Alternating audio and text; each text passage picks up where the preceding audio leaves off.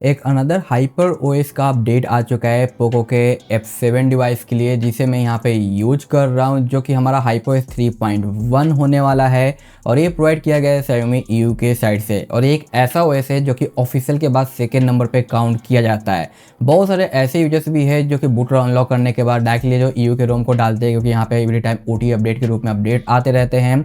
और ये काफ़ी हद तक स्टॉक है और ये आपका चाइना और ग्लोबल का मिक्सर भी होता है। इसके अपने एडवांटेज है और इनकी अपनी फैन फॉलोइंग है। और आज इस वीडियो में आपको यही बताऊंगा कि इसका जो नया अपडेट आया है 3.0.303 का, जो कि एक्चुअली में 3.1 है, इसमें क्या कुछ आपको देखने को मिलता है, परफॉर्मेंस, फीचर्स, बैटरी ड्रॉप और बाकी अदर चीज़ें। तो चलिए आज के वीडियो को शुरू करते हैं और चेकआउट करते हैं इस EU का complete information regarding Poco F7। जब भी किसी भी डिवाइस का कोई भी ऑफिशियल अपडेट आता है, चाहे वो चाइना का हो, ग्लोबल का हो, इंडिया का हो, उसके बाद बैक टू बैक हमें Xiaomi EU का भी अपडेट देखने को मिलता है, सेम उसी डिवाइस का एक मॉडिफाइड वर्जन सेम अपडेट के साथ।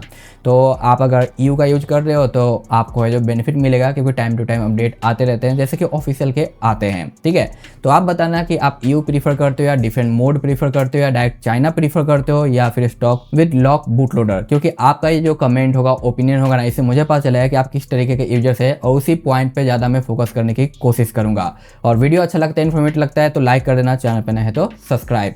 तो यहाँ पे आप देख सकते हो कि अनलॉकिंग एनिमेशन आपको सही देखने को मिलता है। ऐप्स ओपनिंग जो है वो भी आपको काफ़ी ज़्यादा अच्छा देखने को मिलता है, इसमें आपको कोई भी इशू नहीं आता है। और इसके वर्जन की बात करें तो आपको देखने को मिलता है 3.0.303, जो कि स्टेबल है, EU की तरफ से प्रोवाइड किया गया है। और यहाँ पे डिटेल एंड इन्फो की बात करें तो आपको यहाँ पे CN बेस देखने को मिलता है, 3 मंथ का सिक्योरिटी पैच आपको दिखाई देगा। बाकी बैक आने के बाद आपको यहाँ पे रिपेयर मोड वगैरह देखने को मिल जाता है, जो कि सही है। सेटिंग के अंदर का स्मूथनेस की बात करें तो ओवरऑल काफ़ी अच्छा देखने को आपको मिल जाता है, जो कि आप यहाँ पे देख पा रहे हो, इसमें कोई भी कमी नहीं फील होती है। EU है तो आपको मल्टी लैंग्वेज सपोर्ट देखने को मिल जाता है, जो कि काफ़ी अच्छी बात है। सर्कल टू सर्च दिया गया है, जो कि इंटरनेट ऑन रहने के बाद ये आपको शो करेगा।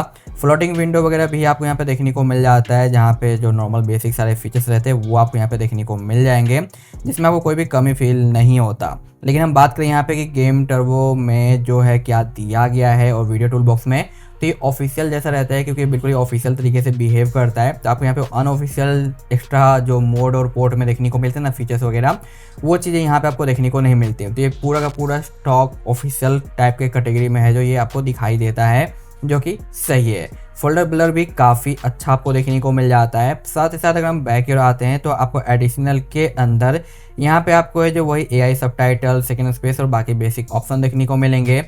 बैटरी के अंदर इन करते हैं तो यहाँ पे आपको स्क्रीन ऑन टाइम ऑप्शन देखने को मिल जाता है, जो कि ऑफिशियली हमें देखने को नहीं मिलता है, जो कि स्टॉक के अंदर, बट यहाँ पे दिया गया है। बाकी बेसिक से सारे ऑप्शन आपको यहाँ पे देखने को मिल जाते हैं, जो कि आप यहाँ पे जो देख पा रहे हो। साथ ही साथ यहाँ पे हम बाकी चीज़ों की बात करें तो आपको जो परफेक्टली काम करता हुआ देखने को मिलता है। फेस अनलॉक फिंगरप्रिंट यहाँ पे देख सकते हो 6 डिजिट का ऑप्शन आ चुका है, जो कि HyperOS 3.1 के साथ दिया गया था। तो यहाँ पे UI थोड़ा चेंज हो चुका है। फेस अनलॉक डेटा और फिंगरप्रिंट डेटा आप देख सकते हो किस तरीके से चेंज का ऑप्शन आपको मिलता है। और बेसिक सारे जो ऑप्शन पहले आपको देखने को मिलते थे वो आपको यहाँ पे देखने को मिलते ही हैं, जो कि आप यहाँ से यूज कर सकते हो। साथ साथ यहाँ पे साउंड के प्रोफाइल में नथिंग चेंज है और डिस्प्ले के अंदर नया UI आ चुका है, जो कि इसे है जो HyperOS 3 के साथ देखने को नहीं मिला था, जबकि पोको के F6 के साथ ये ऑलरेडी मिल चुका था। Advance textures, colour, reading, refresh वगैरह आपको सिमिलर देखने को मिलेगा, जिसमें 60 और 120 ही आपको देखने को मिल जाता है।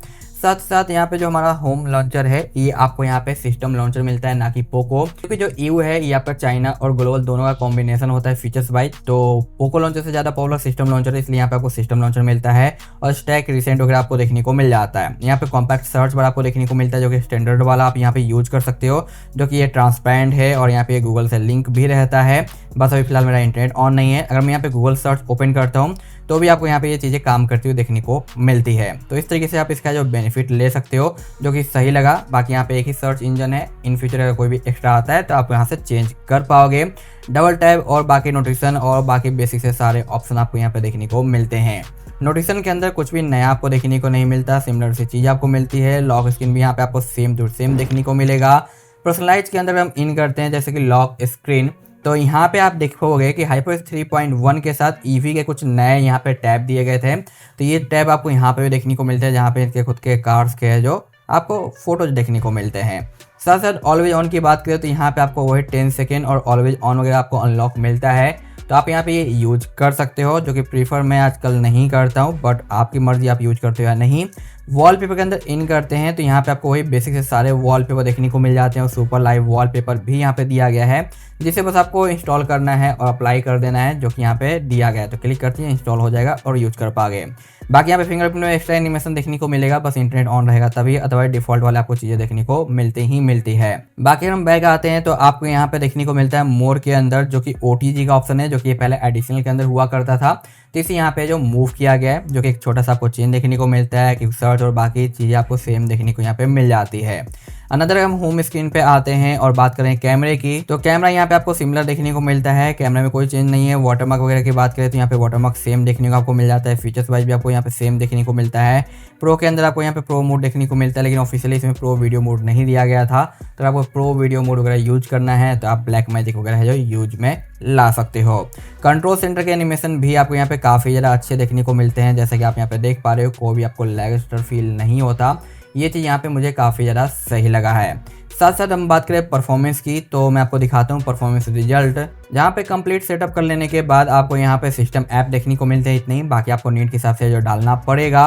और बाकी टेस्टिंग के बाद का यहाँ से है जो आपको रिजल्ट देखने को मिल जाता है। जैसे कि फर्स्ट टाइम आप फिंगरप्रिंट सेट करने आते हो तो कुछ इस तरीके से आपको प्रीव्यू देखने को मिल जाएगा। साथ ही साथ यहाँ पे जो मैंने गूगल सर्च पर दिखाई दिया, गेमिंग के अंदर स्टिल आपको यहाँ पे एक्सट्रीम प्लस देखने को मिलता है, अल्ट्रा एक्सट्रीम अनलॉक नहीं मिलता, क्योंकि पोको के F7 के अंदर ये ऑफिशियल आज तक दिया नहीं गया और इस मोड के अंदर यानी EU के अंदर भी आपको ये चीज़ें देखने को नहीं मिलती।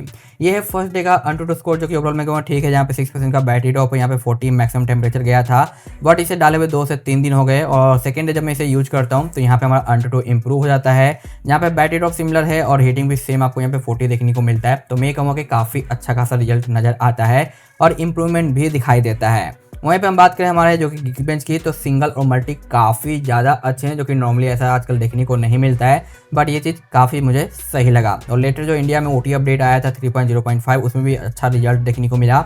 और CPU टोटल भी यहाँ पे काफ़ी ज़्यादा बेहतरीन है, जो कि फर्स्ट डे के अंदर का ही टेस्टिंग रिजल्ट है, जहाँ पे 5 लाख मैक्स है और मिनिमम 4,31,000 89 का परसेंटेज निकल के आता है, जो कि मुझे अच्छा लगा है। साथ ही साथ यहाँ पे मैंने कैमरा वगैरह यूज किया है, इसमें कोई भी इशू नहीं आता है, काम करता है, कोई प्रॉब्लम नहीं है। एनिमेशंस वगैरह आपको यहाँ पे प्रॉपर वर्किंग देखने को मिल जाते हैं, जो कि सही तरीके से वर्किंग है। और बैटरी ड्रॉप की बात करें तो 83 के बाद ये मॉर्निंग में आ जाता है हमारा, जो कि 80 है। यहाँ पे आपको बैटरी ड्रॉप देखने को मिलता है फुल नाइट में 3% का, जो कि 9:37 मिनट का स्टैंड बाई टाइमिंग है। और ये सेम स्टैंड बाई टाइमिंग है जो कि मैं कई लंबे टाइम से दिखाते हुए आ रहा हूँ, और बैटरी ड्रॉप भी सिमिलर ही हमें देखने को मिलता है।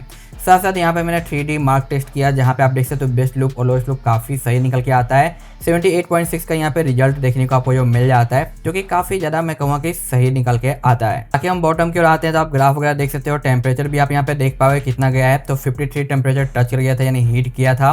पहले स्टार्टिंग पे भाई 50 मुश्किल से जाता था, बट अभी के टाइम पे 50 को भी क्रॉस कर देता है। भाई गर्मी ही इतनी ज़्यादा है कि डिवाइस कोई सा भी हो वो हीट करेगा ही करेगा। यहाँ पे भाई आदमी हीट कर जा रहा है, रोड यहाँ पे मेल्ट हो रहे हैं, रखी रखी चीज़ें ख़राब हो रही है, क्योंकि ह्यूमन ने इतना ज़्यादा पोल्यूशन किया है, क्या ही कर सकते हैं। तो भाई ये तो एक सिंपल सा डिवाइस है, तो यहाँ पे हीटिंग के बारे में कंप्लेन करना बिल्कुल ही बेकार है, क्योंकि हमारा ही किया कराया है, जिसका रिजल्ट यहाँ पे आपको देखने को मिल रहा है। ठीक है, उसके बाद यहाँ पे हम बैक की ओर आते हैं तो आपको देखो सेकेंड डे का बैटरी ड्रॉप में दिखाता हूँ। 43 के बाद मॉर्निंग में आता है 41।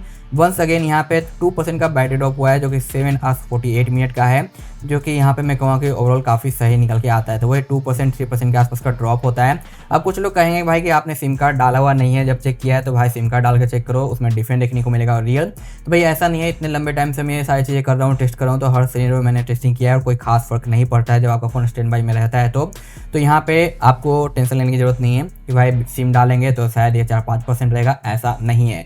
ज़्यादा से ज़्यादा आपको नोटिफिकेशन आएगा, नेटवर्क इशू रहेगा, बाकी अदर चीज़ें रहेगी, तो 1% का ही आपको डिफरेंस देखने को मिलेगा, वो भी इशू रहता है नेटवर्क के साथ, तभी अदरवाइज आपको जो सेम ड्रॉप परसेंटेज देखने को मिलेगा। अब रही बात इसे डालना कैसे है, तो ये एक हाइब्रिड रोम आपको देखने को मिलता है शुरू से ही। तो इसके डालने के 2-3 तरीके हैं। पहला तरीका कि आप इसे भाई पीसी से अनजिप करके बैट फाइल रन करके इंस्टॉल कर लो। दूसरा आप अपने फ़ोन के अंदर रिकवरी डालो और रिकवरी से फ्लैश कर दो, आपका काम हो जाएगा। या तीसरा आप सेकेंड फ़ोन यूज करो, जिसे एज अ पीसी के रूप में इस्तेमाल करना है। इसके अंदर आपको जो EU का रोम डालना है और इसके अंदर जो कि पोको F7 है, रिकवरी डालो, ADB साइड लोड एक्टिवेट करो और EU को साइड लोड के मैटर से फ्लैश कर दो। अब रही बात कि आपको नहीं पता है कि ये कैसे करना है, तो मैंने डेडिकेटेड वीडियोज दे रखे हैं। आप मेरा 2026 का प्लेलिस्ट चेकआउट कर सकते हो, जहाँ पे मैंने बता रखा है कि कैसे आप चीज़ें कर सकते हो, वो भी विदाउट पीसी के, अगर आपके पास पीसी वगैरह नहीं है तो जाओ चेकआउट करो और मजे करो, ठीक है। तो बस आज के लिए इतना सारा, thanks for watching, tata and bye bye. Remember one thing, यहाँ पे आपका प्लेन टेक्निटी वगैरह फिक्स नहीं रहता है, आपको मैनुअली फिक्स करना पड़ेगा, क्योंकि मैंने यहाँ पे आपको दिखाया नहीं, तो आपको भाई दिखाया क्यों नहीं। तो आजकल सभी में फेल आता है, स्पेशली यू के अंदर, तो आपको यहाँ पे इसे फिक्स करना पड़ेगा, तभी जाके आप बाकी चीज़ें यूज कर पाओगे। Okay, bye.